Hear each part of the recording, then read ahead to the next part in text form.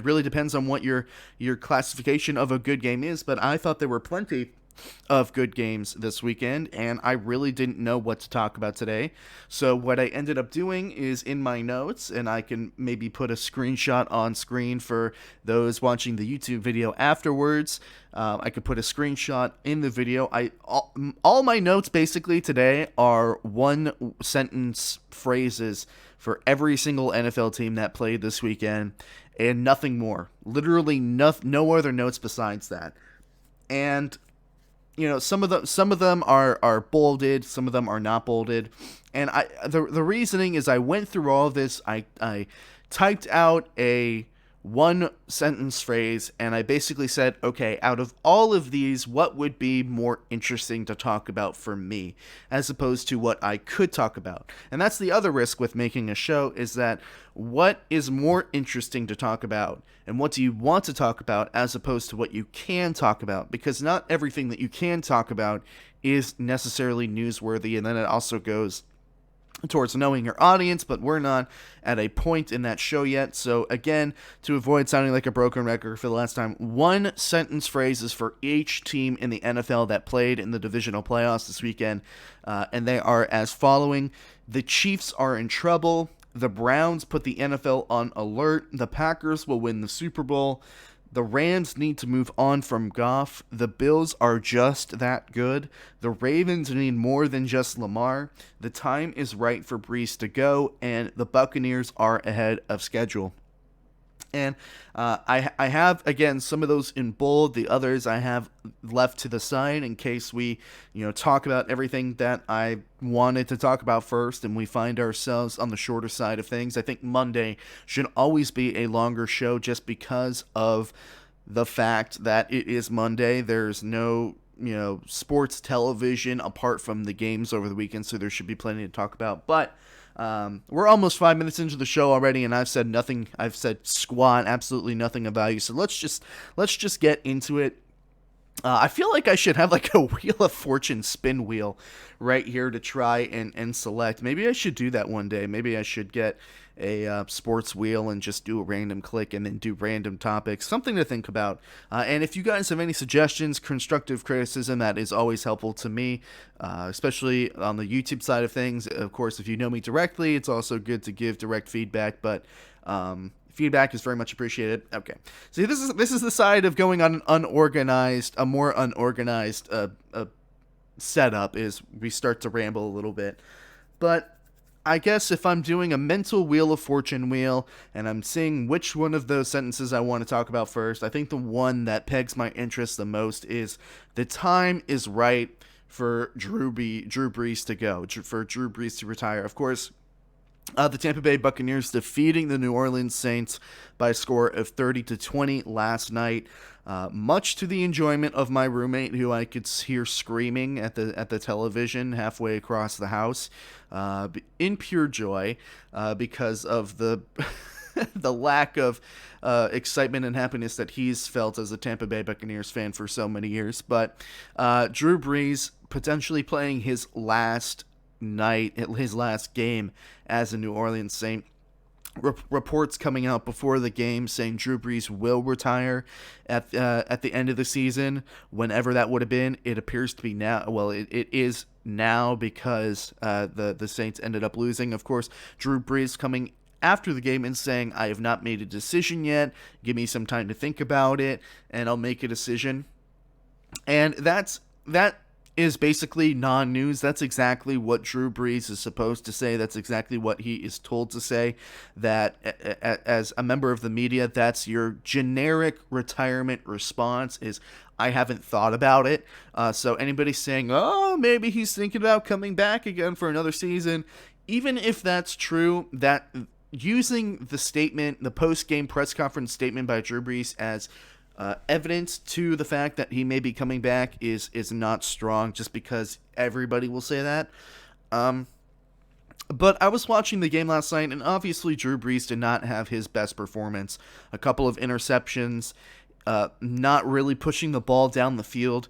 it reminds me a lot of when Peyton Manning was on the verge of retirement. And Peyton Manning, of course, one of the all-time greats quarterback. Drew Brees, in that same conversation, they both have seats at the dinner table of in the conversation of best quarterbacks of all time. And you were watching the game, and it was very clear that Drew Brees did not have the stuff to be able to lead the Saints to a victory in that game. It reminded me a lot of when Peyton Manning was playing in his last year, where, it was very evident that he did not have the stuff either. He had trouble throwing the ball. He didn't really have a great season to end the season. And you could tell that it was past the time to go. Some players in the NFL retire early, very unexpectedly. The first name that comes to mind is Andrew Luck. That was what people would consider a surprising early retirement.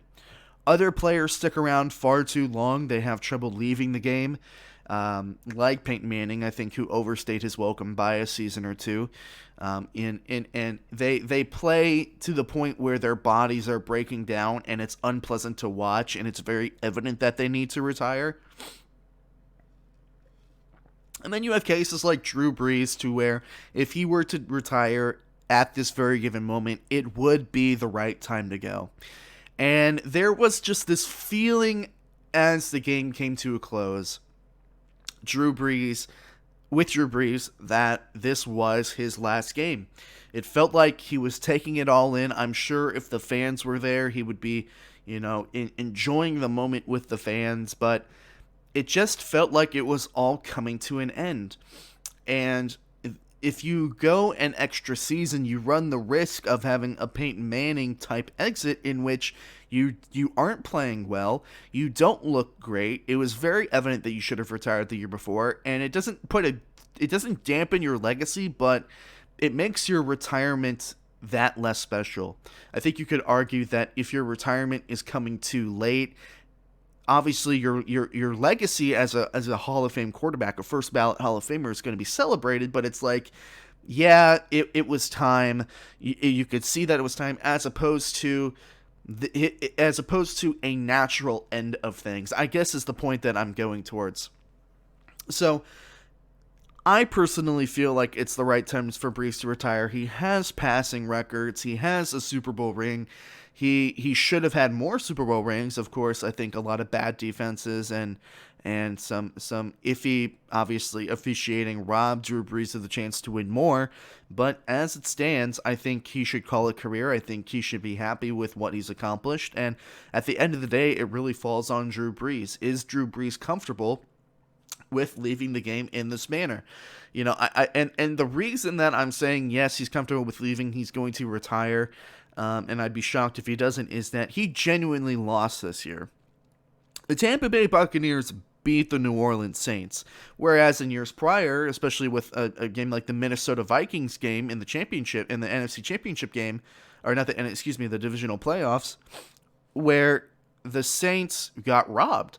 It was a bad officiating blunder. They got robbed. If Drew Brees were coming off of that loss, he would definitely play next year. But the Saints lost legitimately this year. And of course they lost legitimately in all those other years, but you get the point that I'm trying to make. There was no controversy involved. The Saints were flat out the worst team last night in that game. So, there's no feeling of vindication or anger saying we got robbed, we need to come back next year and make it right.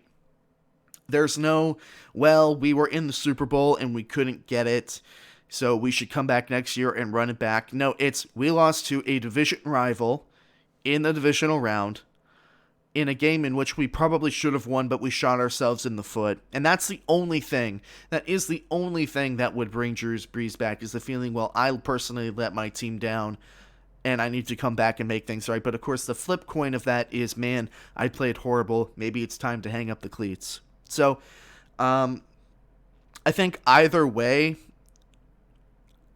I just running all these scenarios through my head, I don't see Drew Brees coming back next year. I would be very, very surprised. And if he does come back next year, it does again run the risk of ending up more like a Peyton Manning retirement, in which it's like, dude, you need to stop playing, as opposed to and I'm struggling to come up with an example for the alternative retirement.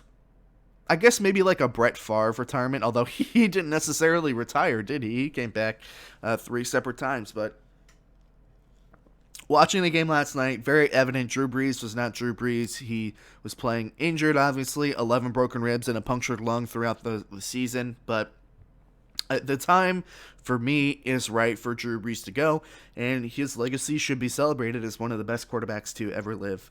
Hey everyone, thank you so much for watching this segment from the Hard-Headed Sports Podcast. If you're interested in watching more highlights from the show as they come out after the show's completion, you should definitely hit the subscribe button and turn on the bell to turn on those notifications so you never miss an upload. If you're interested in listening to the whole show in its entirety, you can listen to the show on Spotify, Google Podcasts, Apple Podcasts, and Anchor. Again, thank you so much for watching the show. I hope you have an incredible day, and I will see you all very soon. Set the place on fire.